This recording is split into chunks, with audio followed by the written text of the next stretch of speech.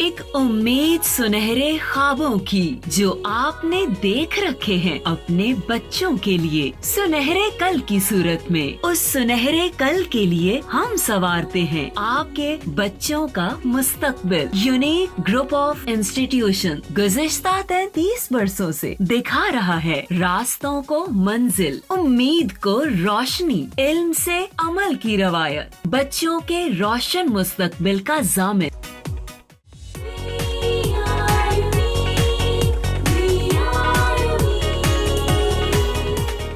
Bismillahirrahmanirrahim. Assalamu alaikum. This is Mohammed Saqib Khan, your English lecturer. And how are you all? I hope all of you are doing good. And I hope you would have learned a lot regarding our previous lecture on present indefinite tense, because I tried to come up with a different angle, with different vision of present indefinite tense. I tried to explain the things in a very easy manner and in different manner so that you can understand them well.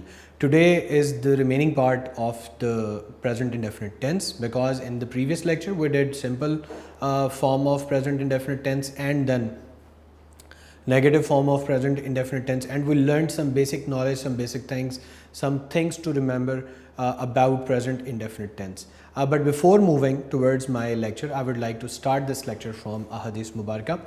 Nabi Pak sallallahu alaihi wasallam said, whoever harms others, Allah will harm him, and whoever is hard, like harsh with others, Allah will be hard with him. So Nabi Pak sallallahu alaihi wasallam is giving us the lesson that we are not supposed to become hard and harsh with anybody, because Allah subhanahu wa ta'ala does not like it. And why I chose this hadith mubarakah, because it is also consisted upon present indefinite tense. You have seen by yourself, you must have understood or noticed कि जो पहला sentence था, whoever harms others, whoever harms करता है, जो कोई तकलीफ पहुंचाता है others, दूसरों को, Allah will harm him, ये फ्यूचर इंडेफिनिट पे आ गया. And who is hard, whoever is hard, Allah will be hard with him. तो यहाँ पे जो हमारी पहली लाइन है वो डायरेक्टली डील कर रही है प्रेजेंट इंडेफिनिट टेंस से, और साथ ही साथ हमें समझाने की कोशिश कर रही है कि जो कोई भी नुकसान पहुँचाता है, तकलीफ़ पहुँचाता है, इज़ा पहुँचाता है किसी भी दूसरे को, और इसमें ये चीज़ मेंशन नहीं की गई कि किसी मुसलमान को ही, किसी भी चीज़ को, चाहे वो मुसलमान है, इंसान है या जानवर है, किसी भी, और इवन प्लांट्स को, किसी भी चीज़ को अगर आप नुकसान पहुंचाते हैं, आप उनके साथ हार्ड होते हैं, आप उनके साथ हार्श होते हैं, तो अल्लाह ताला भी आपके साथ वही सलूक करेगा. तो किसी भी सूरत में अपने फ़न के लिए इवन एनिमल्स को, प्लांट्स को, ऐसी चीज़ें जो कि नॉन ह्यूमन हैं लेकिन लिविंग हैं, उनको नुकसान ना पहुँचाएँ, और as well as human beings, उनको भी महफूज रहना चाहिए, क्योंकि नबी पाक सल्लल्लाहु अलैहि वसल्लम फरमाया कि बेहतरीन मुसलमान वो है जिसके हाथ और ज़ुबान से दूसरा मुसलमान या भाई उसका जो है वो महफूज रहे. तो आपके हाथ या आपकी ज़ुबान से कोई ऐसा काम सरजद नहीं होना चाहिए, कोई ऐसे लफ्ज़ नहीं निकलने चाहिए जो किसी दूसरे की दिल आज़ारी करें. और साथ ही साथ ये बहुत ब्रॉडर विजन है, बहुत ब्रॉडर एस्पेक्ट है, इसको जहन में रखें कि बात सिर्फ़ और सिर्फ इंसानों की नहीं हो रही या सिर्फ और सिर्फ मुसलमानों की नहीं हो रही, बल्कि एक बड़ा ब्रॉडर कैनवस है, बड़ा ब्रॉडर अम्ब्रेला है, और इसके अंदर तमाम इंसानियत आ रही है, तमाम कायनात आ रही है, और तमाम लिविंग बींग्स आ रही हैं, जो कि इंसान हो या ना हो. तो ये तो हमारी हदीस मुबारका से रिलेटेड लेसन था, जो मैं उम्मीद करता हूँ कि आपको बहुत अच्छे तरीके से अंडरस्टैंड किया होगा आपने. इसको अच्छे तरीके से समझें, क्योंकि ये हमारी ज़िंदगी में बहुत इंपॉर्टेंट है. अब इसके साथ साथ हम बढ़ते हैं अपने लेक्चर की तरफ, जो कि प्रेजेंट इंडेफिनिट से रिलेटेड है. आज हमने इसका जो पार्ट करना है बच्चों, वो है इंट्रोगेटिव पार्ट. लास्ट में हमने, जैसे मैंने आपको बताया था, कि नेगेटिव पार्ट किया था. इंट्रोगेटिव आपको नाम से ही जाहिर है कि ये सवालिया, जहाँ पे हमें सवाल पूछने पड़े हैबिट के बारे में, रूटीन के बारे में, या अपनी प्रूवन फैक्ट्स के बारे में, तो वहाँ पे हम उस जुमले को, इस कैटेगरी को बोलते हैं इंट्रोगेटिव. और साथ ही साथ हम देखेंगे कि इसको हम किस तरह से डील करते हैं. तो जिस तरह पहले हमने देखा था सिंगुलर फर्स्ट पर्सन के हवाले से, बिल्कुल वैसे ही अब हम यहाँ पे इसको देखते हैं.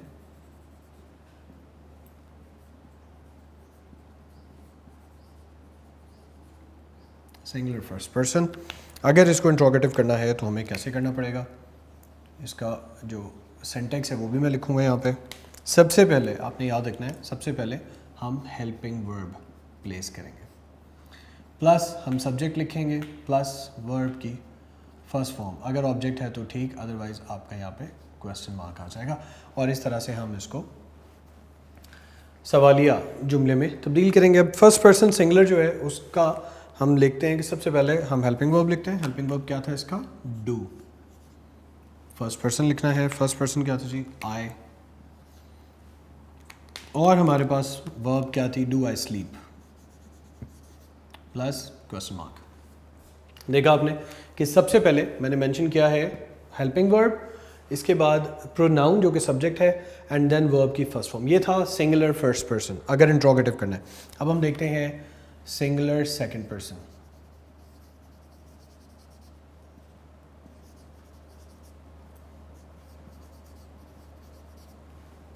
और इसको आप प्लूरल भी कर लें साथ में, क्योंकि इनमें कोई डिफरेंस नहीं है। तो हम करते हैं जी सबसे पहले डू, इसके बाद हमारा ऑब्जेक्ट है, सॉरी प्रोनाउन है, डू वी, और फिर हमारा वर्ब है डू वी स्लीप, ये, और इसके बाद में इंट्रोगेटिव। तो ये singular plus plural first person, क्योंकि दोनों में डिफरेंस नहीं है। इसी तरह singular plus plural second person मैं कर देता हूँ यहाँ पे। इसको हम देखते हैं, सेम रहेगा हमारा फॉर्मूला। हेल्पिंग वर्ब स्टार्ट में आ जाएगा, सब्जेक्ट आ जाएगा, वर्ब की first form plus question mark.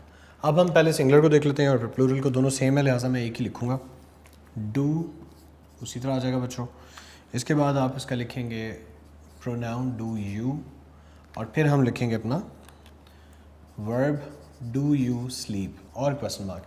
अब सिंगुलर और प्लूरल सेकंड पर्सन जो है चूँकि सेम है, लिहाजा हेल्पिंग वर्ब डू आ गया, उसके बाद हमारा प्रोनाउन सब्जेक्ट यू और वर्ब की फर्स्ट फॉर्म। ये सिंगुलर और प्लूरल दोनों के लिए यूज़ होगा, इसलिए मैंने इसको चेंज नहीं किया। अब हम थर्ड पर्सन में देखते हैं। थर्ड पर्सन में सिंगुलर और प्लूरल चूँकि डिफरेंट है, लिहाजा हम इसको अलग अलग कर लेते हैं। Singular third person,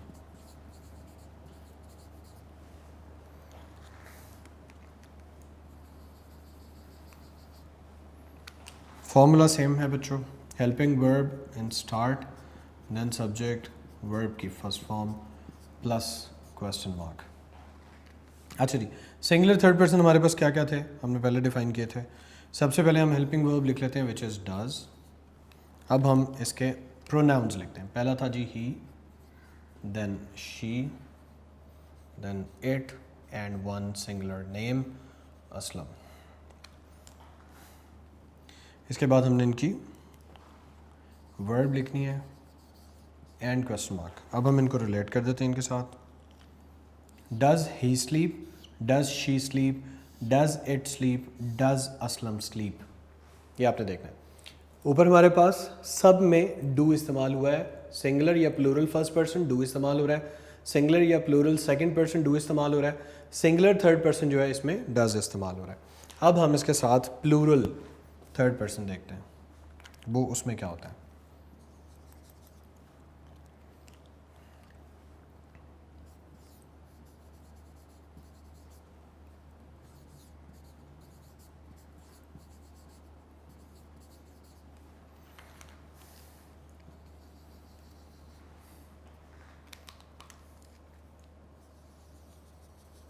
plural third person में जी हम फॉर्मूला सेम रहेंगे, फॉर्मूला सेम ही लिखेंगे।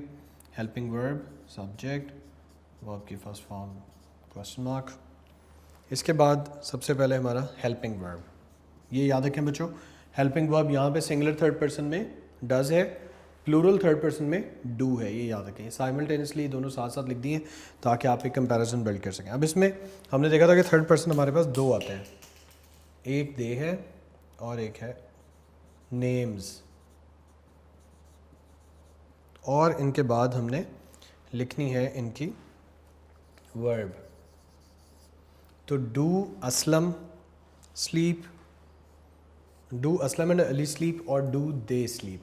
तो इस तरह से हमारे पास जो है वो ये interrogative singular plus plural first person जो कि था do I sleep, do we sleep, singular plus plural second person same है, इसमें कोई डिफरेंस नहीं है, do they sleep, formula same रहा।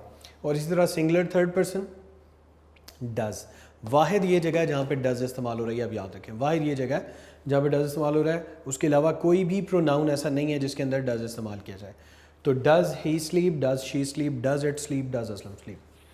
प्लूरल थर्ड पर्सन डू के साथ दे और असलम एंड अली जो कि नेम्स हैं वो यूज़ किए गए। Do they sleep, do Aslam and Ali sleep. तो ये कॉन्सेप्ट था हमारे पास इंट्रोगेटिव से रिलेटेड। अब हम देखते हैं नेगेटिव इंट्रोगेटिव कि उनको हमने किस तरह से डील करना है।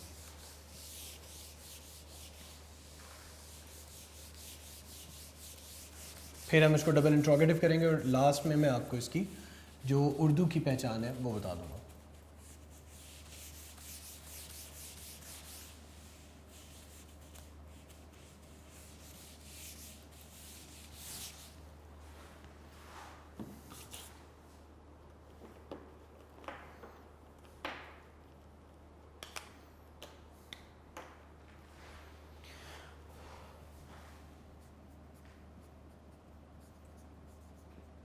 नेगेटिव और इंट्रोगेटिव वो जुमले हैं जिनमें बैक वक्त नेगेटिव भी जुमला बोला जा रहा हो और साथ में सवाल भी किया जा रहा हो, इन्हें कहते हैं हम नेगेटिव प्लस इंट्रोगेटिव। अभी आप इसके एग्जांपल से भी देख लेंगे। इसको हम देखते हैं जी first person, singular first person के लिहाज से।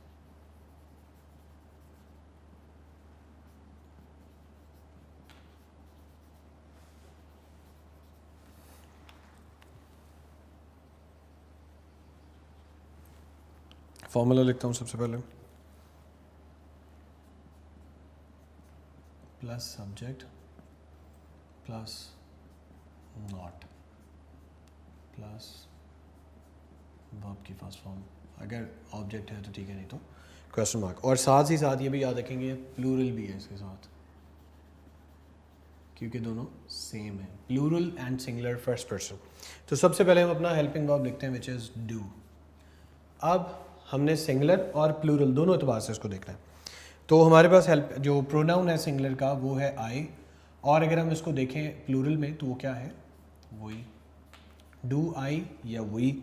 इसके बाद हमारे पास जो वर्ब है उसकी first form do I, sorry मैंने नॉट प्लेस करना है क्योंकि ये नेगेटिव इंट्रोगेटिव।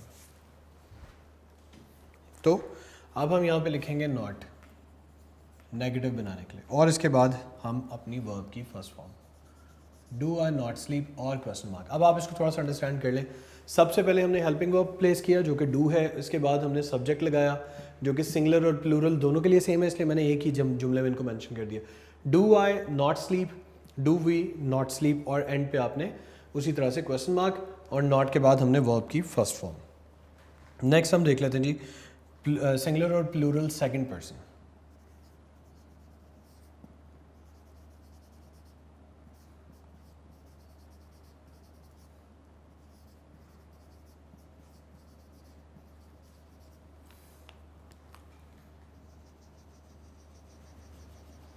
अच्छा जी,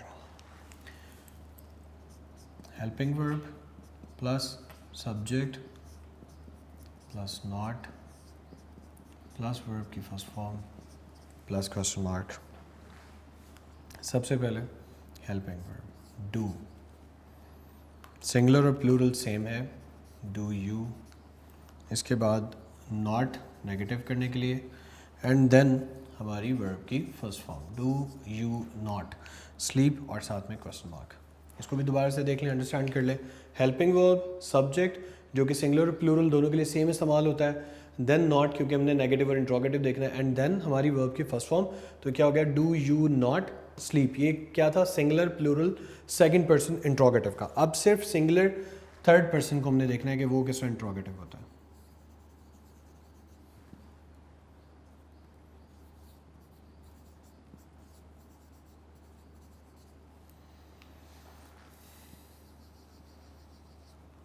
फॉर्मूला लिखते हैं सबसे पहले, helping verb subject not plus verb की first form plus question mark. अब यहाँ पे हेल्पिंग वर्ब आप सब बच्चों को याद ही होगा क्योंकि हम डील करने लगे हैं ही शी इट और सिंगुलर नेम के साथ जो कि सिंगुलर थर्ड पर्सन है, लिहाजा हमारा हेल्पिंग वर्ब क्या होगा, डज। इसके बाद ही शी इट और जो भी सिंगुलर नेम हमारे पास अवेलेबल है, देन हमारा फॉर्मूले के अकॉर्डिंगली नॉट क्योंकि नेगेटिव करना है, और फिर हमारी वर्ब की फर्स्ट फॉर्म वो उसी तरह से end then sign of interrogation या क्वेश्चन मार्क। अब आप इसको देखते हैं, does he not sleep, does she not sleep, does it not sleep, does Aslam not sleep. ये सिंगुलर थर्ड पर्सन के इंट्रोगेटिव है। अब हम इसमें प्लूरल थर्ड पर्सन को देख लेते हैं उसी तरह से।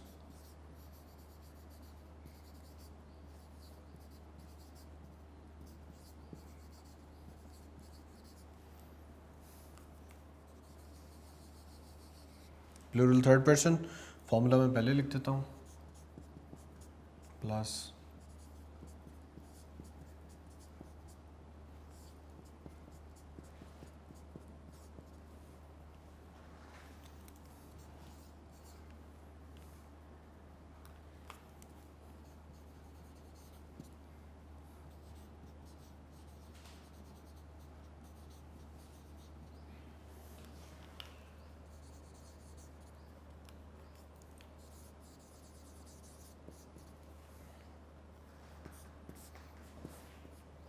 नहीं जी, प्लूरल थर्ड पर्सन में do they not sleep, do Aslam and Ali not sleep.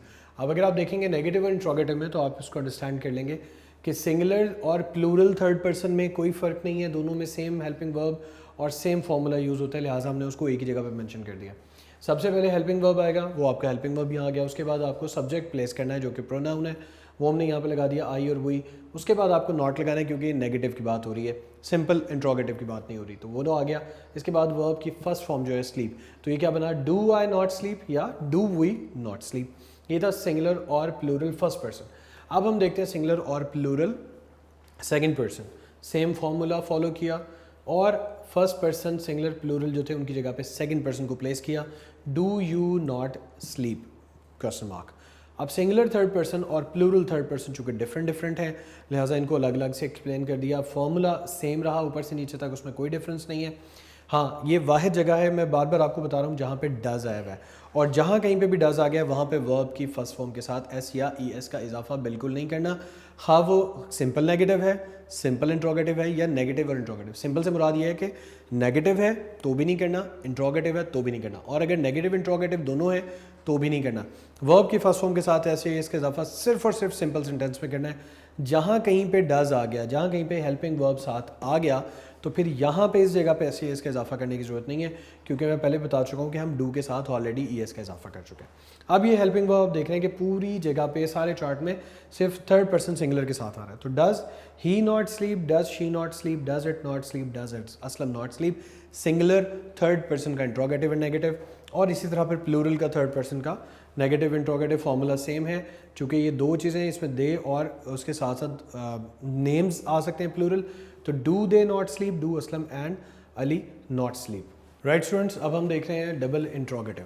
पहले हमने किया है सिंपल, देन हमने negative, interrogative, negative plus interrogative. अब हम डबल इंट्रोगेटिव देख रहे हैं। डबल इंट्रोगेटिव होता है जिसमें ऑलरेडी क्वेश्चन जो है वो पूछा गया हो, लेकिन साथ ही साथ WH फैमिली भी लगा दी गई हो। WH फैमिली में यहाँ पे थोड़ा सा आपको एक्सप्लेन कर देता हूँ ताकि आप इसको अंडरस्टैंड कर लें। WH फैमिली, कुछ लोगों के करीब ये WH इकट्ठा है, मैं इसको इसलिए सेपरेट लिखता हूँ क्योंकि इसमें मुख्तलिफ वर्ड्स हैं, like what, who, whose, whom, which, where, when and how। Hopefully मैंने इसमें से कोई लफ्ज़ स्किप नहीं किया, मैं कोई लफ्ज़ भूला नहीं। इन अल्फाज को WH फैमिली कहा जाता है। What, who, whose, whom, which, where, when and how। How जो है ये एक एडिशनल वर्ड है, ऑनररी, जो कि शामिल किया गया है WH फैमिली में, इसलिए मैं इसको W और H के दरमियान में डैश लिखता हूँ। ये सारे वर्ड्स W से हैं तो ये एक अकेला जो है वो H से है। तो ये WH फैमिली है। जब ये वाले अल्फाज जुमले के शुरू में आ जाएं तो तब आप इनको अंडरस्टैंड करेंगे WH फैमिली के तौर पे। अब हम इसका देखते हैं फॉर्मूला कि ये किस तरह से इस्तेमाल होता है डबल इंट्रोगेटिव में। सबसे पहले हमें इसमें सिंगुलर और plural first person,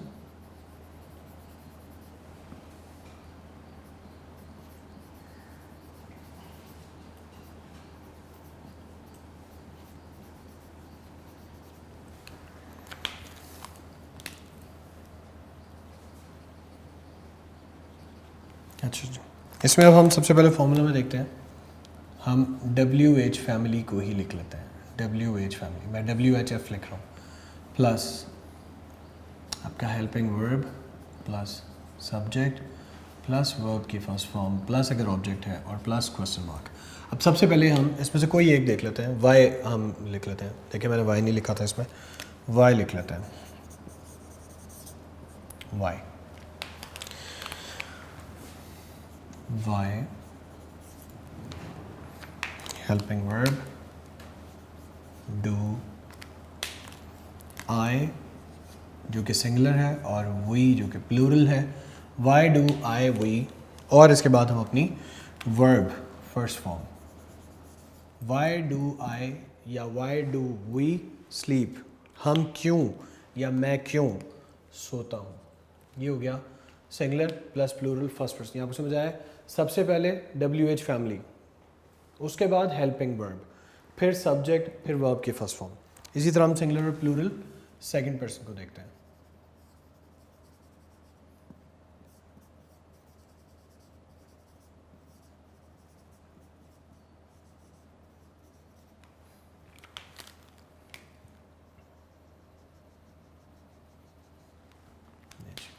Formula will remain the same. WH family, WHF plus helping verb plus subject, आपकी फर्स्ट फॉर्म, ऑब्जेक्ट अगर है और क्वेश्चन मार्क। सबसे पहले हम वही अपना WH फैमिली वर्ड लिखते हैं, वाई। हेल्पिंग वर्ब भी सेम आएगा, डू, यू क्योंकि सिंगुलर और प्लूरल दोनों का सेम है, और देन हमारा वर्ब, और इसके बाद हमारा क्वेश्चन मार्क। ठीक है जी। वाई डू यू सेम है, इसमें देख लें कोई डिफरेंस नहीं है। Why do I, why do we या why do you sleep same है, इसमें कोई डिफरेंस नहीं है। अब हम देख लेते हैं singular third person.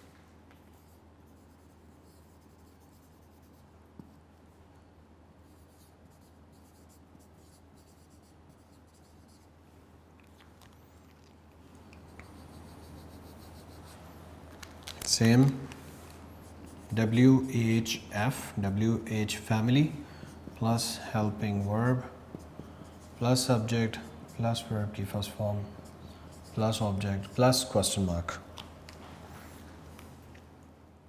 Y same रहेगा। WH फैमिली सिंगुलर या प्लूरल के लिहाज से यहाँ पे चेंज नहीं हो रही।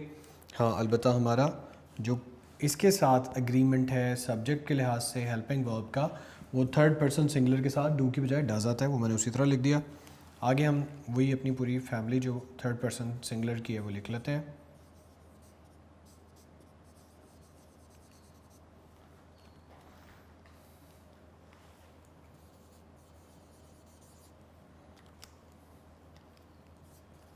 अच्छा जी, इसको आप देख लें। वाई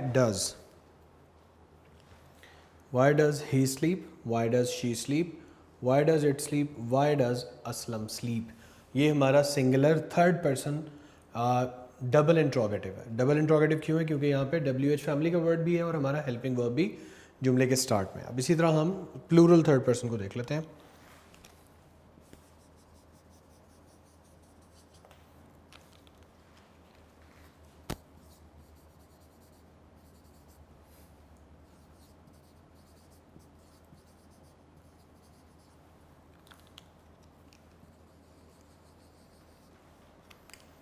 फॉर्मूला सेम है।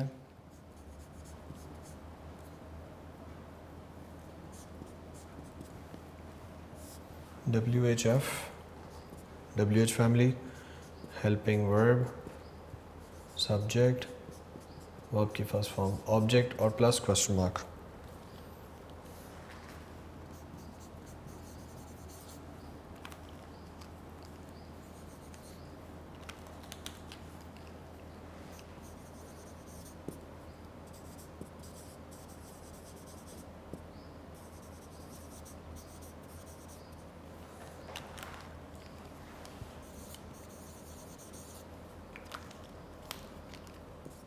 जी, why do they sleep, why do Aslam and Ali sleep. तो यहाँ पे बच्चों हमारा डबल इंट्रोगेटिव जो है वो कंप्लीट होता है। सबसे पहले हमने देखा singular plural first person. WH family मैंने आपको यहाँ अलग से डिफाइन कर दी थी ताकि आप इसको ईजिली अंडरस्टैंड कर सकें। सबसे पहले हम जो भी हमारा क्वेश्चन वर्ड है, जो इंट्रोगेटिव वर्ड है, जो WH फैमिली से स्टार्ट होता है, सबसे पहले हम उसको प्लेस करते हैं, उसके बाद हेल्पिंग वर्ब करते हैं, फिर सब्जेक्ट करते हैं, फिर वर्ब की फर्स्ट फॉर्म करते हैं। अगर ऑब्जेक्ट है तो ठीक है, अदरवाइज क्वेश्चन मार्क। जो हम कर रहे हैं, चूँकि ये इन ट्रांजिटिव वर्ब है, इसमें ऑब्जेक्ट इस्तेमाल नहीं हो रहा, लिहाजा हम इसमें ऑब्जेक्ट नहीं लिख रहे। Why do I sleep, why do we sleep. Singular plural first second person जो है चूँकि सेम है, why do you sleep formula same है। Singular third person formula same है। हेल्पिंग वर्ब चेंज हो गया, W और H फैमिली जो है उसका वर्ड सेम रहेगा, इंट्रोगेटिव वर्ड सेम रहेगा। Why does he sleep, why does she sleep, why does it sleep, why does Aslam sleep. Plural third person में formula remain same, helping verb दोबारा से do आ गया, तमाम में डू आ रहा था सवाए थर्ड पर्सन सिंगुलर के। Y do they sleep, why do Aslam and Ali sleep. अब हम क्या करेंगे, अब हम हमारे पास जो एक्सरसाइज अवेलेबल है नोट से, अब हम उसको ग्रैब करेंगे, क्योंकि वहाँ पे हमने देखना ये कि एग्जामिनेशनल पॉइंट ऑफ व्यू से आपने उर्दू से इंग्लिश इसको ट्रांसलेट करना है, तो उसके हवाले से हम वहाँ पे जो एक्सरसाइज है उसको प्रैक्टिस करेंगे। ये बेसिक कॉन्सेप्ट्स बिल्ड करने की कोशिश की गई थी, साथ ही साथ मुझे आपको इसकी उर्दू में जो पहचान है वो भी बतानी है। उर्दू की पहचान में बता के फिर आपको एक्सरसाइज करवाता हूँ, और आपने ख़ुद से भी जितनी उर्दू के एक्सरसाइज दी गई है उर्दू टू इंग्लिश वाली, आपके नोट्स में भी और मैं बता चुका हूँ PTB में भी, उसको आपने प्रैक्टिस करना है ताकि आप ज़्यादा से ज़्यादा इसको प्रैक्टिस कर सकें। उम्मीद है कि प्रेजेंट इंडेफिनिट की आपको जो बेसिक कॉन्सेप्ट है, जो अंडरस्टैंडिंग है, वो डेवलप हो गई होगी। अब आप इसको जितना maximum Urdu to English transfer करेंगे और ट्रांसलेट करेंगे, उतनी ज़्यादा अच्छी आपको इसकी प्रैक्टिस होती जाएगी। अब हमने देखना कि जी हम इसको उर्दू में कैसे जुमला लिखा हो तो हम इसको रिकग्नाइज़ कर सकते हैं। रिकग्निशन या आइडेंटिफिकेशन इन उर्दू।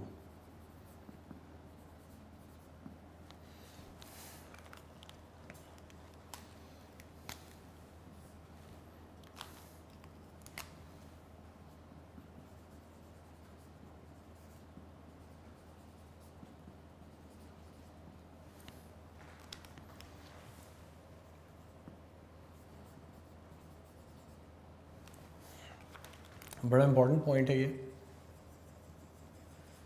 आइडेंटिफिकेशन इन उर्दू का मतलब है जी उर्दू में पहचान।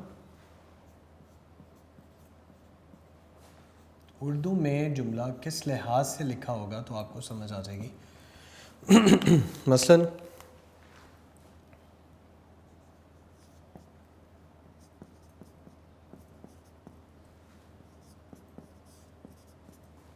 क्रिकेट खेलता हूँ। अब आप मुझे डेफिनेटली ये देख के बता सकते हैं कि ये जुमला जो है वो प्रेजेंट इंडेफिनिट टेंस का लिखा हुआ है, क्योंकि आपने एंड में देख लिया है ताहूँ लिखा हुआ है। ठीक है, इसके साथ मैं एक और जुमला ऐड करता हूँ।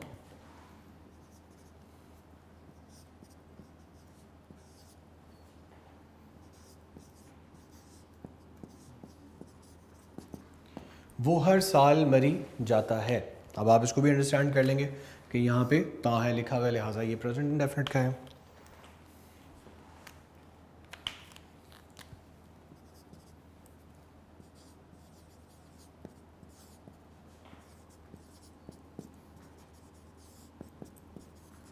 वो मजमून लिख सकता है, इसको भी अंडरस्टैंड कर लेंगे कि प्रेजेंट इंडेफिनिट टेंस है, क्योंकि इसके एंड में भी ता है आ रहा है। लेकिन ज़रूरी नहीं है कि एंड में ता है आ रहा हो तो वो प्रेजेंट इंडेफिनिट का जुमला होगा, ये वाला कॉन्सेप्ट गलत है। मसलन यहाँ पे ता है, ता है, ता है, तो तीनों में सेम आ रहा है। लेकिन अगर आप जुमलों की जो नौयत है, जो नेचर ऑफ सेंटेंस है, जो उनका मफहूम है, वो अगर आप अंडरस्टैंड करें तो वो डिफरेंट है। मसलन यहाँ पे अगर हम देखें बच्चों, तो ये क्या कह रहे हैं, मैं रोज़ाना क्रिकेट खेलता हूँ, मैं रोज़ाना क्रिकेट खेलता हूँ। ये जुमला किसको बयान कर रहा है? हैबिट, रेगुलरिटी, उसकी बाकायदगी भी, तवातुर भी और उसकी आदत भी। वो हर साल मरी जाता है, सेम। लेकिन अगर मैं इसको देख पढ़ूँ, वो मजमून लिख सकता है, क्या आपको इसमें ऐसी कोई चीज़ नज़र आ रही है? कतन नहीं। ना इसमें हैबिट है, ना इसमें रेगुलरिटी है। इसमें क्या आ रहा है हमें नज़र? एबिलिटी, एबिलिटी है, उसकी काबिलियत है। इसमें हैबिट या रूटीन नज़र नहीं आ रही। तो जहाँ पे एबिलिटी नज़र आ रही है वो प्रेजेंट इंडेफिनिट का जुमला नहीं है। उर्दू में आपने पहचान करते हुए इसको बहुत अच्छे तरीके से अंडरस्टैंड करना है कि जहाँ पे भी लिखा हुआ मजमून लिख सकता है, मैं क्रिकेट खेल सकता हूँ, मैं बाहर जा सकता हूँ, ता हूँ एंड में आ गया, इसका मतलब ये नहीं कि हमने ता हूँ आ गया है या ता है आ गया तो हमने फौरी तौर पे आंखें बंद करके उसको प्रेजेंट इंडेफिनिट के साथ रिलेट कर देना। नहीं, ये बिल्कुल गलत है। आपने ये अंडरस्टैंड करना है उस जुमले की पूरी जो उसका मीनिंग और मफहूम बनता है उससे कि क्या ये किसी हैबिट, रेगुलरिटी या प्रूवन फैक्ट को डील कर रहा है। अगर तो वो बयान कर रहा है तो फिर तो बच्चों वो प्रेजेंट इंडेफिनिट का जुमला है और ता है ती है बिल्कुल ठीक है। लेकिन अगर वो एबिलिटी को बयान कर रहा है तो फिर वो प्रेजेंट इंडेफिनिट का जुमला नहीं। अब इसको हम थोड़ा सा और डीप एनालिसिस करते हैं कि हमने ये किस तरह से अंडरस्टैंड कर ली ये बात।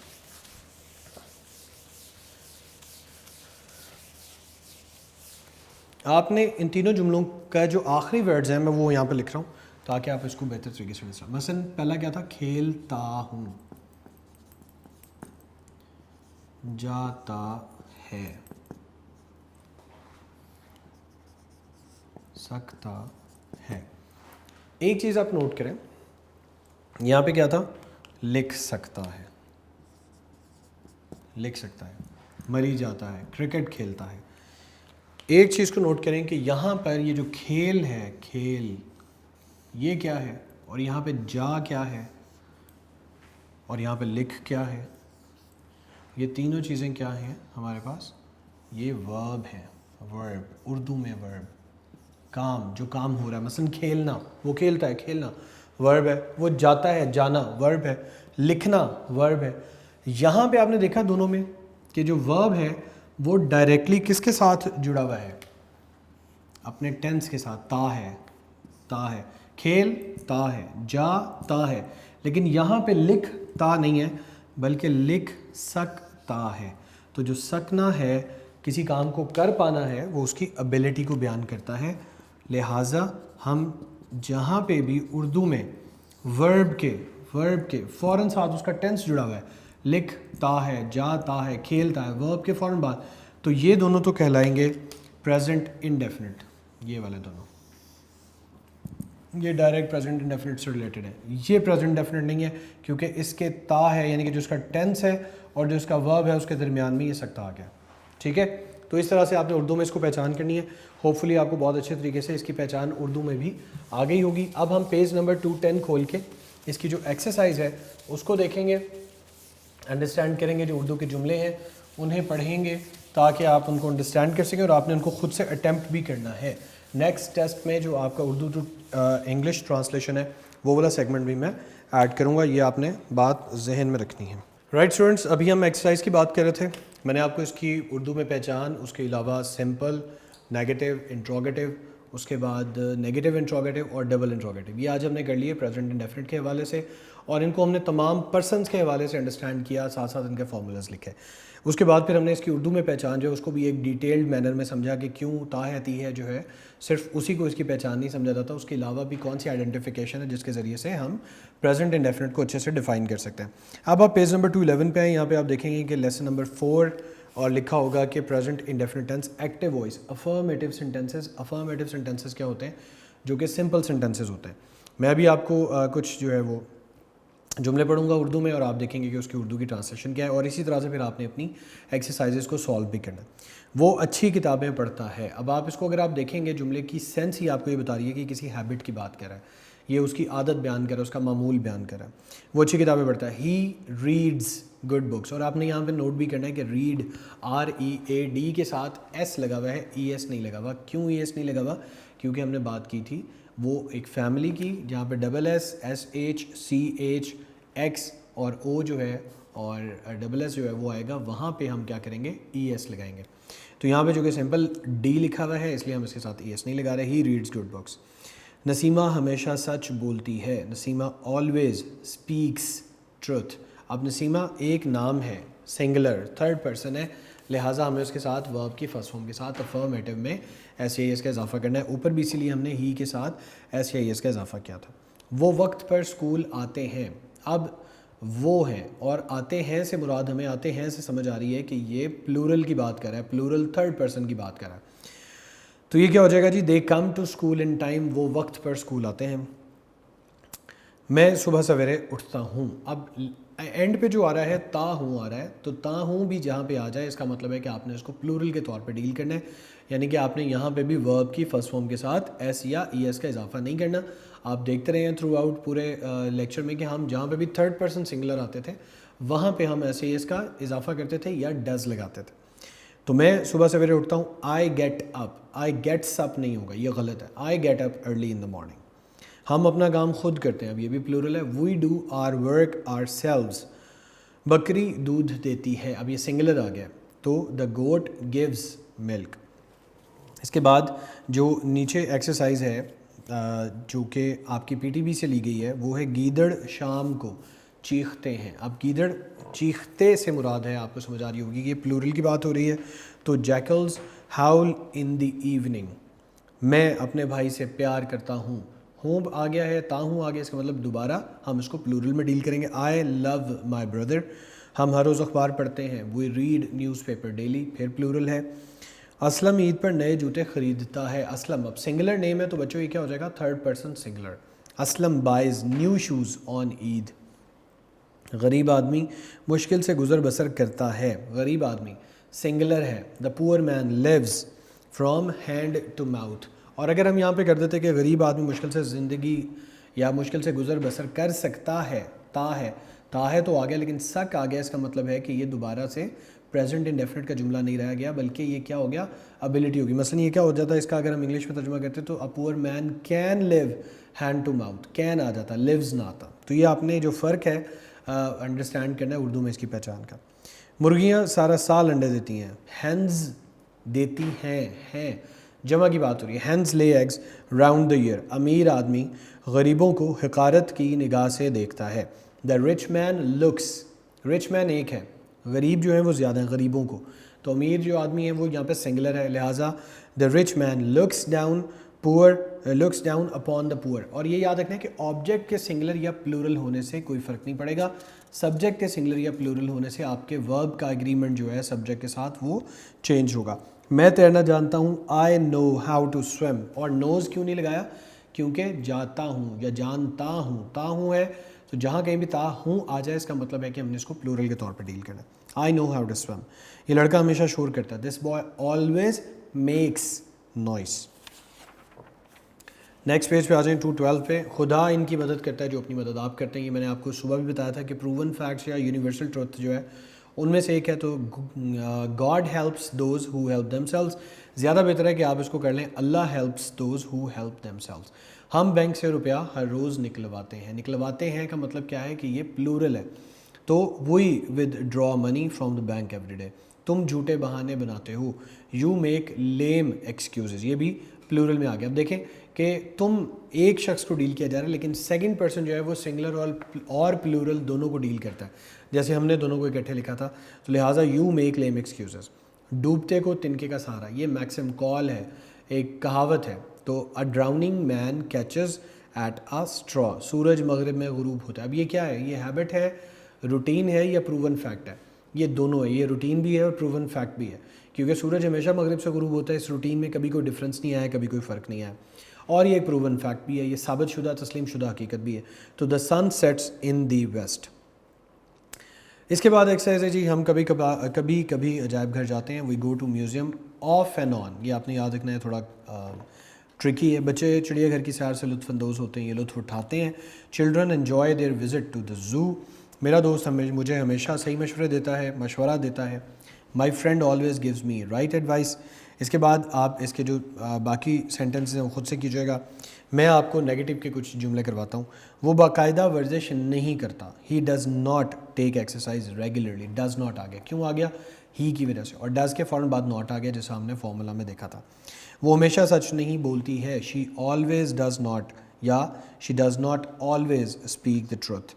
वो अपना काम आप नहीं करते हैं, they do not do their work, वो they do not do their own work. आप शाम को सैर के लिए नहीं जाते, you do not go for a walk in the evening. मैं इससे मिलने की ख्वाहिश नहीं रखता, I do not wish to meet him. हम मुक्केबाजी का खेल पसंद नहीं करते, we do not like boxing. इसके बाद फिर पूरी एक्सरसाइज है, एक और एक्सरसाइज है नेगेटिव की, आप उसको खुद से करेंगे। मैं आपको इंट्रोगेटिव एक्सरसाइज जो है वो करवाता हूँ।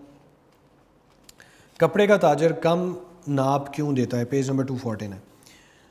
Why does the cloth merchant give short mayor. अब यहाँ पे क्या हो रहा है कि ये डबल इंट्रोगेटिव है, यानी कि WH फैमिली भी है, साथ ही साथ एक क्वेश्चन मार्क है ऑलरेडी, क्योंकि कपड़े का ताजर कम नाप क्यों देता है, तो ये क्या हो जाएगा, सबसे पहले WH फैमिली लगेगी, वाई, फिर आएगा जी helping verb does, the cloth merchant कपड़े का ताजर, गिव शॉर्ट मैयर कम नाप क्यों देता है, क्या तमाम तुलबा डाक के टिकट जमा करते हैं, ये एक डबल इंट्रोगेटिव नहीं है बल्कि सिंगल इंट्रोगेटिव है। Do all the students collect postage stamps, क्या अमीर आदमी दोनों हाथों से दौलत लुटाता है, ये भी सिंगल इंट्रोगेटिव है। Does the rich man spend money very lavishly, उर्स पर लोग क्यों नाचते और गाते हैं, क्यों, अगेन दोबारा जो है डबल इंट्रोगेटिव आ गया।